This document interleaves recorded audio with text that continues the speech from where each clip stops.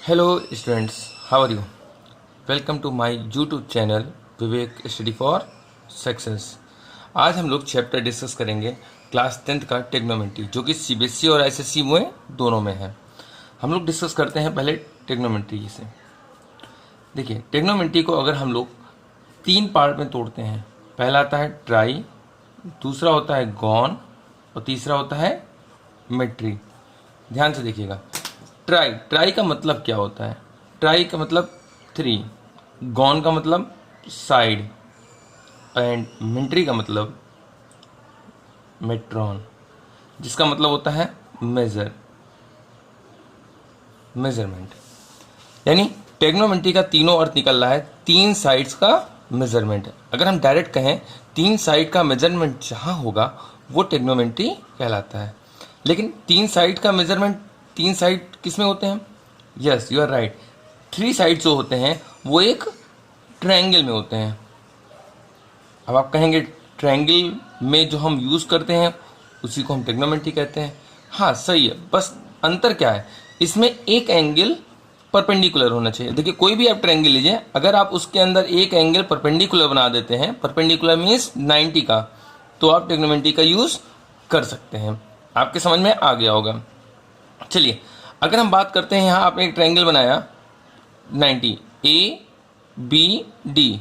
अब देखिए, A D B, angle D is 90 है। अब इसी ट्रायंगल में हम लोग टेक्नोमेट्री का यूज़ करेंगे। कैसे करेंगे वो भी हम लोग देखते हैं। चलिए, फर्स्ट स्टेप क्या है? आपको एक ट्रायंगल बनाना है।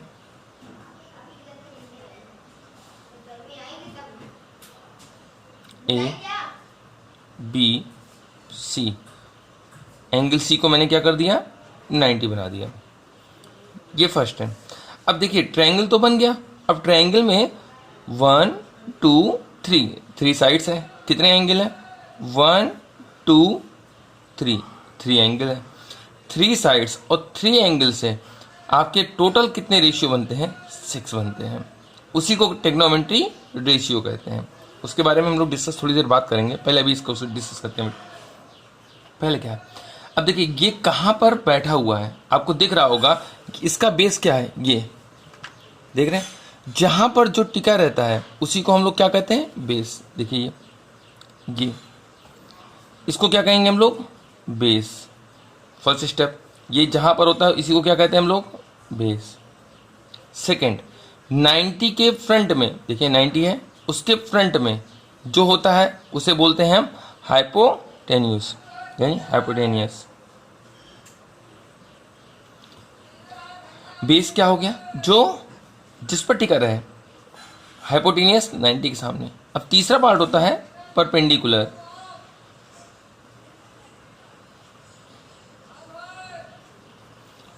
तीन चीजें होती हैं। कौन कौन सी? Base, hypotenuse, perpendicular.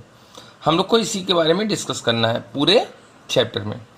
अब बात करते हैं, जैसे मैंने एंगल बी लिया था, एंगल बी, इस बी, तो जो जिस पे टिका रहेगा वो बेस होगा। अगर हम लोग इसी को उल्टा से देखें, अगर हम इसको घुमा के इस साइड से देखें, तो ये इस पे टिका हुआ है। आप देखिए, ये इसका बेस क्या हो जाएगा? तब बेस ये होगा। 90 के सामने हाइपोटेनियस ये होगा और परपेंडिकुलर क्या हो जाएगा? ये हो जाएगा। इसी तीनों को हम लोग डिस्कस करते हैं। ये तो एक हो गया। अगर ये फिगर को मैं उल्टा कर दूं, इस फिगर को मैं उल्टा कर दूं इस टाइप से, मैंने ए यहाँ लिखा, बी यहाँ लिखा और सी यहाँ लिखा। बी एंगल 90 है। ओके, अब यहाँ देखते हैं। अगर मैं कहूँ एंगल सी के बारे में मैं डिस्कस कर रहा हूँ, एंगल सी के बारे में, तो आप देखिए, जब भी एंगल सी के बारे में बात करेंगे हम लोग, तो कहाँ टिका हुआ है? इस पे। देखिए, इस तरह से इस पे टिका हुआ है। तो बेस क्या होगा आपका? ये बेस हो जाएगा। ये क्या हो जाएगा? परपेंडिकुलर।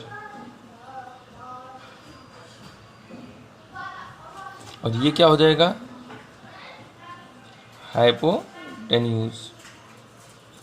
हाइपोटेनियस। ये तीन चीज़ें इंपॉर्टेंट हैं। अगर आप इसको चाहें तो एक ग्राफ में बना सकते हैं इसको। फॉर एंगल बी, ये ज़्यादा बेटर होगा सिस्टम। एंगल बी के लिए क्या होगा? ये बेस। एंगल बी के लिए बेस क्या होगा? आप लिख सकते हैं, बेस क्या होगा? BC होगा। परपेंडिकुलर क्या होगा, perpendicular AC and hypotenuse AB। Similarly आप इसको करेंगे, क्या लिखेंगे यहाँ पर, फॉर एंगल C। आप देखिए एंगल C किससे टच है, इससे, तो बेस क्या होगा आप बताइए। Yes you are right, base होगा BC, बेसी हो गया। हाइपोटेनियस क्या होगा या परपेंडिकुलर, बेसी हो गया, परपेंडिकुलर जस्ट अपोजिट इसका। परपेंडिकुलर क्या होगा,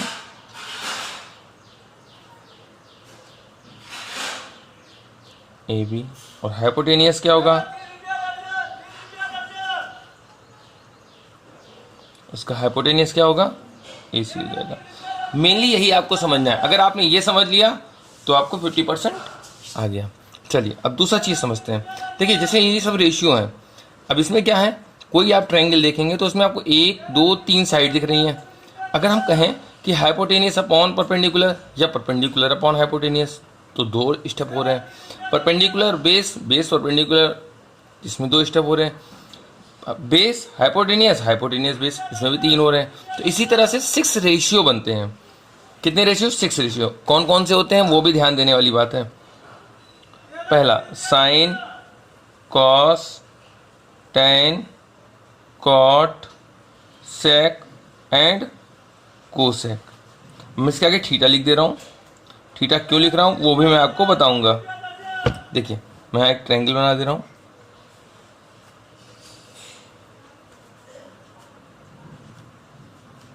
ये एंगल हो गया आपका थीटा। अब देखिए ये थीटा हो गया, मतलब ये आपका पॉइंट हो गया। अब यहीं से आप बेस पता कर सकते हैं। बेस क्या होगा, AB। हाइपोटेनियस क्या होगा, 90 के सामने वाला। और परपेंडिकुलर क्या होगा, जब ये बेस है तो ये परपेंडिकुलर होगा। क्लियर है। चलिए हम बात करते हैं 6 रेशियो की। पहला है साइन, कॉस, टेन, कॉट, सेक, कोसेक। आपको इसी टर्म में आना चाहिए। ये नहीं कि साइन के बाद आप टेन लिख देंगे, टेन के बाद आप सीधे सेक लिख देंगे, नहीं। ऐसे ही आप 6-7 बार आप पढ़ेंगे, अपने आप आपको आ जाएगा।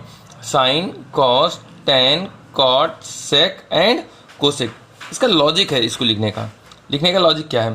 देखिए साइन का जो अपोजिट होगा वो इसका सबसे लास्ट होगा। कॉस का जो अपोजिट होगा वो सेकंड लास्ट। बचा कौन सा, टेन कॉट, ये इसका अपोजिट होगा। मतलब समझ में आ गया होगा। यस देखिए साइन का अपोजिट कोसेक, कॉस का अपोजिट सेक एंड टेन का अपोजिट कॉट। ये आगे की चीज़ है, अभी आपको डिस्कस किया जाएगा इसमें। हाँ अब बात करते हैं साइन थीटा। अगर हम लोग साइन थीटा की बात करें तो हमेशा हम लोग परपेंडिकुलर लेते हैं। साइन परपेंडिकुलर, ये क्या है, ये बेस है। बार बार परपेंडिकुलर ना लिख पाए तो आप इसे P भी लिख सकते हैं और इसे H भी लिख सकते हैं। ठीक है। चलिए साइन थीटा का होता है perpendicular upon hypotenuse. Cos theta होता है base upon hypotenuse. Tan theta होता है perpendicular upon base. Cot theta होता है base upon perpendicular. Sec theta होता है hypotenuse upon base. Cosec theta होता है हाइपोटेनियस अपॉन परपेंडिकुलर। देखिए आपको 3 चीज़ें बस पता होनी चाहिए। साइन का क्या होता है, परपेंडिकुलर अपॉन हाइपोटेनियस। कॉस का क्या होता है, बेस अपॉन हाइपोटेनियस। टेन का क्या होता है, परपेंडिकुलर अपॉन बेस। अब जरा अपोजिट देखिए, साइन का क्या था, P अपॉन एच। कोसेक का क्या हो गया, H अपॉन P। कॉस का क्या था, B अपॉन एच। सेक का क्या हो गया, H अपॉन B। टेन का क्या था, P अपॉन B। कॉट का क्या हो गया, B upon P। Just opposite हो रहे हैं ना। अगर आप इनसे कहिए तो एक रिलेशन भी बन जाएंगे, लेकिन वो हम आगे बताएंगे। अच्छा अब इसको याद करने की ट्रिक क्या है, देखिए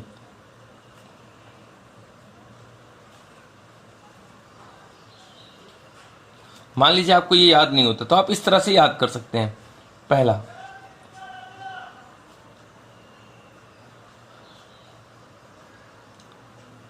इस तरह से पंडित पंडित भोला प्रसाद हर हर बोले। पंडित भोला प्रसाद हर हर बोले। आप चाहे जैसे करिए, ये तो केवल नाम मात्र का है, जैसा मत लीजिएगा। पहला स्टेप होता है साइन, दूसरा क्या होगा कॉस, और तीसरा क्या होगा टेन। आप देख सकते हैं sine equal to P upon H, cos equal to B upon H, tan equal to P upon B. अब साइन का अपोजिट क्या होता है, साइन का अपोजिट कोसेक। अब इसको उल्टा कर देंगे एच अपॉन पी। कॉस का अपोजिट सेक, और टेन का अपोजिट कॉट। जब आपको निकालना होगा आप इसी का अपोजिट कर देंगे। फर्स्ट ऑफ ऑल ट्रिग्नोमेट्री में आपको ये चीज़ें अच्छे से आनी चाहिए, तभी मैं आगे बढ़ पाऊंगा। समझ में आ गया होगा, I think so. Thank you. अभी आगे सेकेंड पार्ट में हम इसके क्वेश्चंस बताएंगे। Thank you.